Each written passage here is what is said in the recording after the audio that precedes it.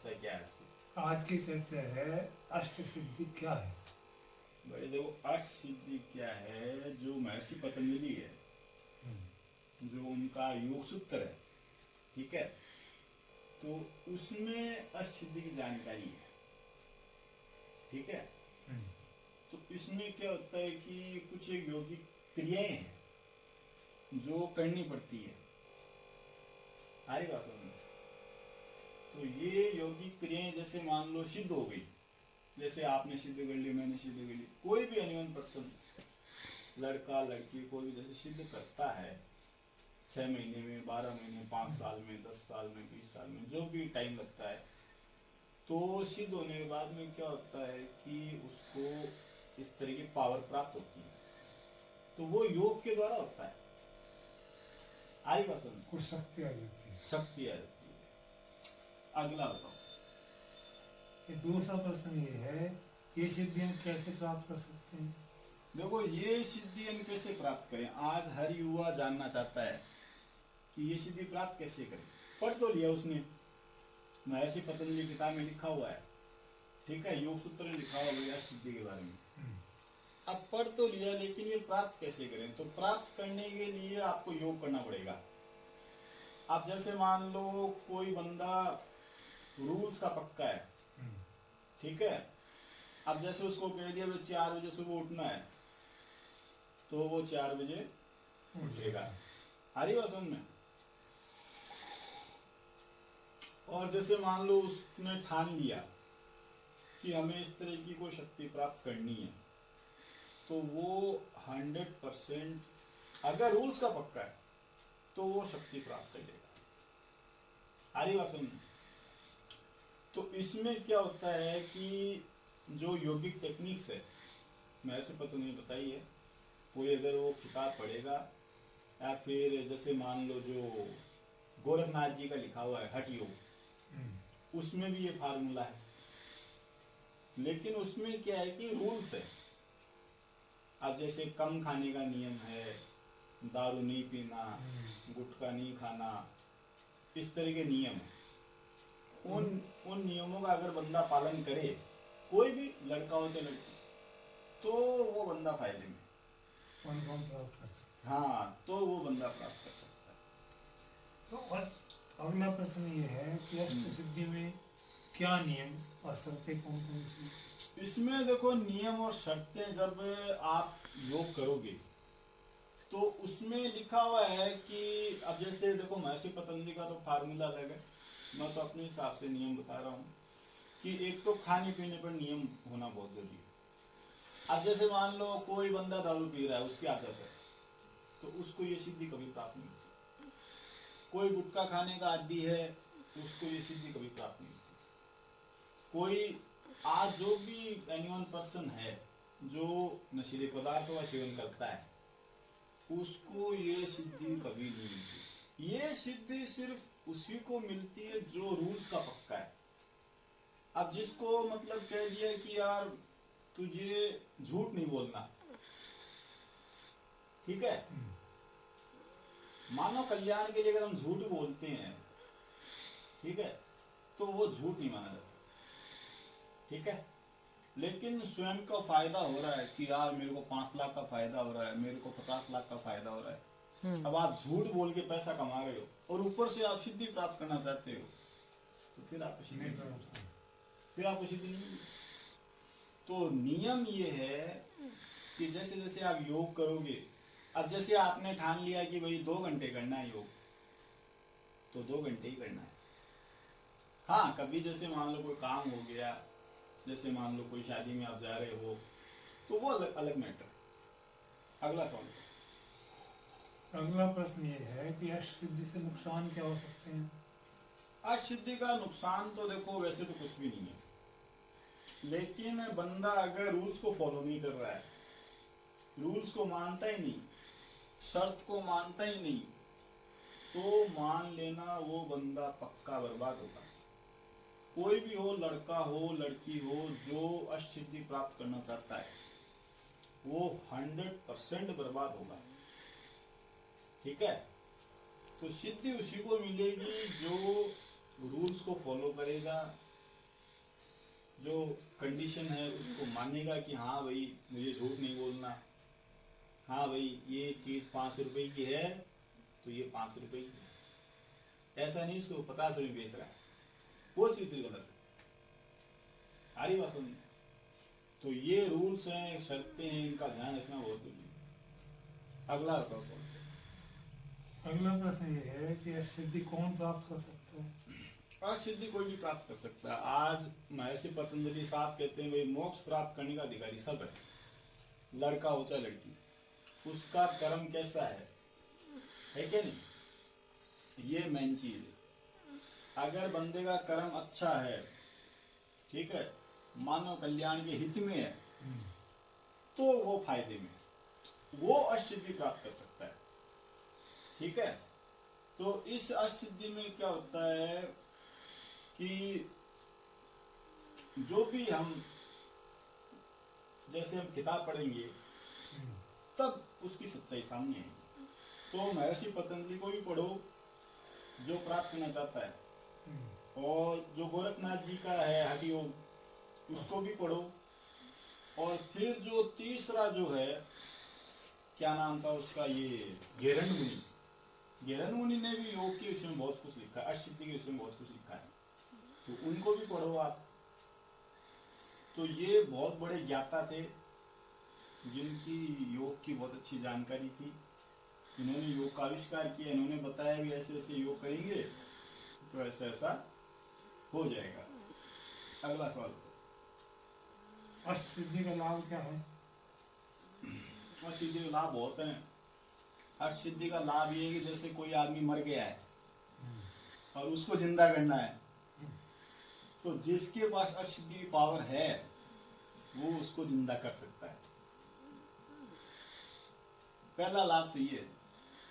और किसी को बीमारी लग गई, खतरनाक बीमारी, डॉक्टर ने हाथ खड़े कर दिए, डॉक्टर बोलता है भाई हमसे ये बीमारी ठीक नहीं हुई, ले जाओ इसको वापस। तो अगर कोई अष्टसिद्धि वाला है बंदा, कोई भी लड़का हो लड़की हो जो अष्टसिद्धि प्राप्त करके बैठा है, तो वो बीमारी को ठीक कर सकता है। ठीक है। दूसरा क्या है, अब जैसे मान लो मैं यहां बैठा हूं और कोई बंदा मेरे पास आया और वो बोल दे यार मेरे घर में भूत प्रेत की बाधा है, मेरा काम धंधा ठप पड़ा है, मैं क्या करूं कहाँ जाऊं, ऐसा लगता है मैं तो सुसाइड कर लूं। अब अगर बंदा कोई वो अष्टसिद्धि प्राप्त करके बैठा है तो वो रातों रात उसको नौकरी लगवा सकता है, उसका काम धंधा बढ़िया जमा सकता है, घर में कोई भी भूत प्रेत की बाधा है वो भी चुटकियों में दूर हो जाती है। मतलब यहाँ बैठे बैठे, ऐसा नहीं कि उसको अगले के घर जाना पड़ेगा, ऐसा नहीं है, यहाँ से वो ऑर्डर पास करता है जो भी भूत है वहां से भाग जाओ, तो वो रातों रात भाग जाते हैं, इतनी पावर होती है उसमें। अगला सवाल बताओ। अष्टसिद्धि का वास्तविक स्वरूप क्या है? अष्टसिद्धि का देखो वास्तविक जो स्वरूप है तो ये है एक तरह की एनर्जी, वायुमंडल की एनर्जी। पूरे वायुमंडल में सूर्य, चंद्रमा, पृथ्वी और जितने भी ग्रह हैं, और इसके अलावा जैसे अग्नि है, जल है, मिट्टी है, इन सब की एनर्जी का जो वास्तविक स्वरूप है वो अष्टसिद्धि, ये है सच्चाई। ये बात कोई जो ही राइटर ने अपनी बुक में लिखी है। जब आप धार्मिक किताब पढ़ोगे जिसमें योग के विषयों को लिखा हुआ है तो उसमें कोई जो किताब में ऐसा लिखा हुआ है, तो इसमें ऐसा बताया गया है कि ये 8 प्रकार की मैग्नेटिक पावर है। ये हरी बात समझ, 8 प्रकार की मैग्नेटिक पावर मतलब चुंबकीय शक्ति है ये। तो ये प्रत्येक मानव शरीर के अंदर होती है। ये अष्टसिद्धि वैसे नहीं कि बाजार गए वहां कहीं मिल गई, अरे यार फलाना आदमी अष्टसिद्धि बेच रहा है, ऐसा नहीं। ये अगर योग सिद्ध हो गया भाई जैसे मान लो एक आदमी ने 10% किया और फिर उसने छोड़ दिया, तो वो योग सिद्ध नहीं माना जाएगा। आ रही बात समझ में? तो इसमें क्या होता है कि सबसे पहले तो योग सिद्ध करना पड़ेगा, ठीक है। और योग सिद्ध होने के बाद फिर ये सिद्धि, तो इसमें क्या होता है कि हमारे अंदर जो शक्ति है, जो सुसुप्त अवस्था में क्या होता है पड़ी रहती है, जागृत नहीं होती, सिर्फ योग के द्वारा ही जागती है वो। तो इसमें क्या होता है कि जितनी भी वायुमंडल की जो एनर्जी है, तो वो हमारे श्वास से जुड़ी हुई है। तो हमारे शरीर के अंदर 5 प्रकार की जो वायु है वो गतिशील है। 5 प्रकार की वायु की जानकारी आपको मिलेगी महर्षि पतंजलि के योग सूत्र में।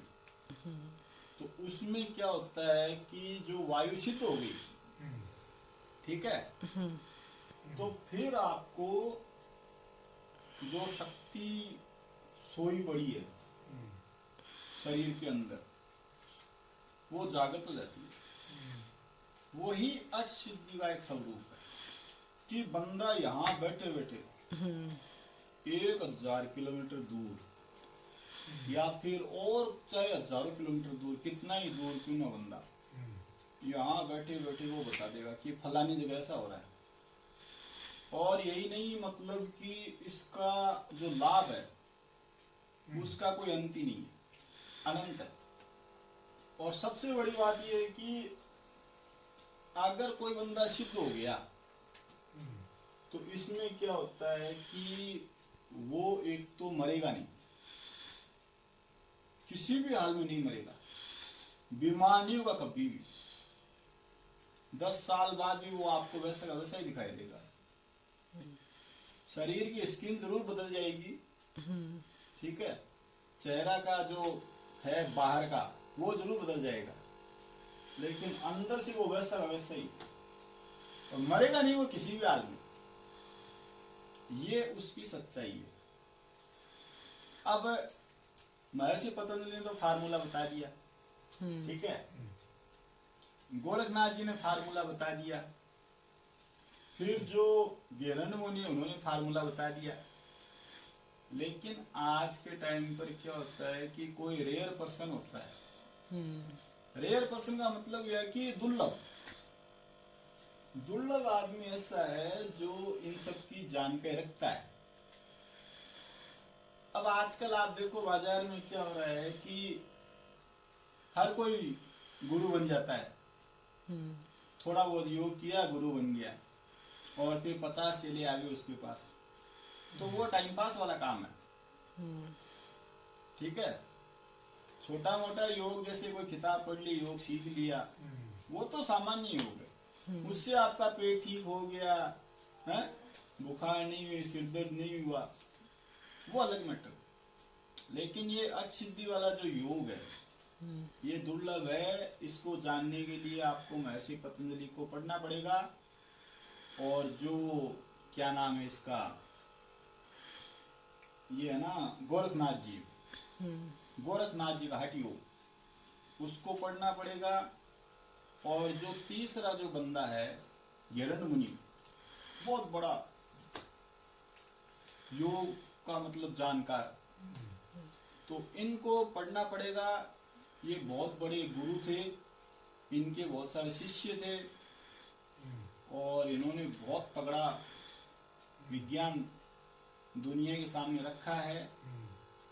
और जो आज के टाइम पर कोई जो ऐसा रेयर पर्सन है जो इसको कर पाता है। बाकी आजकल तो मैं तो ये कहूँगा कि बाजार में बहुत सारे लोग हैं जो पैसे भी लेते हैं, तो ऐसे लोगों के पास ना जाएं। और अगली बार मैं आपको बताऊंगा कि वो कौन सा योग करें जिसके द्वारा अष्टसिद्धि प्राप्त हो जाएगी। क्योंकि तो मैंने बुक पढ़ी है, मेरे को पता है। और अगर आप भी पढ़ोगे, बाकी ये बुक तो ऑनलाइन भी मिलती है, कोई बड़ी बात नहीं है, ऑनलाइन भी आपको मिल जाएगी। ज़्यादा से ज़्यादा 1000 रुपये का खर्चा है, बुक पढ़ो, समझो, देखो उसमें क्या लिखा हुआ है। लेकिन जो फार्मूला है ना, वो हर राइटर ने अपने अपने हिसाब से बताया। तो एक ही राइटर को मत पढ़ो, सबको पढ़ो।